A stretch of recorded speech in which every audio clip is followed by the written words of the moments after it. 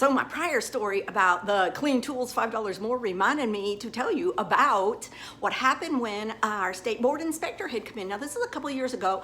I am in Kentucky and I was working at my nail table and my client was sitting there getting her nails done, and the state board inspector walks in, and I never freak because I mean, like, look at my shop, I got it all together. So she's talking with me as I'm talking with my client, and we're all just talking.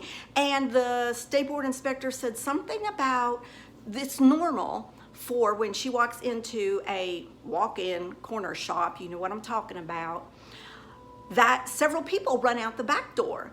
And you know what that is. That is unlicensed people and probably people who've overstayed their visa in the country.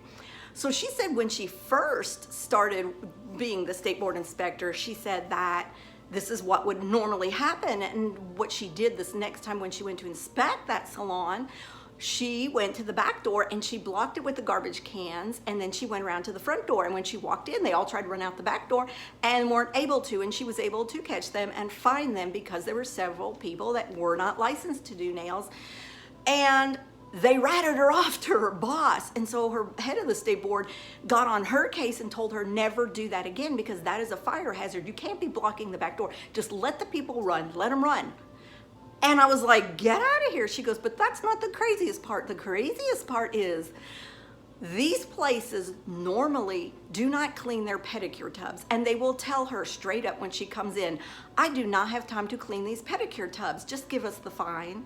The fine here in Kentucky at that time, I don't know if it's more now, but it was $500. She said, legit, the state board inspector told me in front of my client that they write a check for $500 and just hand it to the state board lady.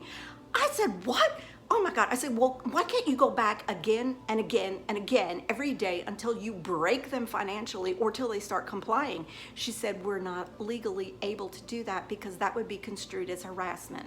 We're only able to inspect them once a year like every other salon, unless there is a complaint. So people, if you are going to a salon getting your feet done, your nails done, and you see anything that's wrong, that's unsanitary, they've cut you, you've gotten some contagion, report them to that particular state board. Just Google, get on your laptop, Google the State Board of Cosmetology for that state and report them, because that's the only way that these salons that aren't following the rules and aren't taking care and sanitizing and disinfecting their implements, and they're spreading contagion, that is the only way that you're gonna have any kind of recourse of getting, you know, safe treatment.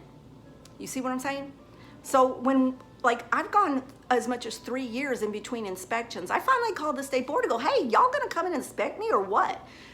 We are not inspected by the health department. This may come as a shock to some of y'all.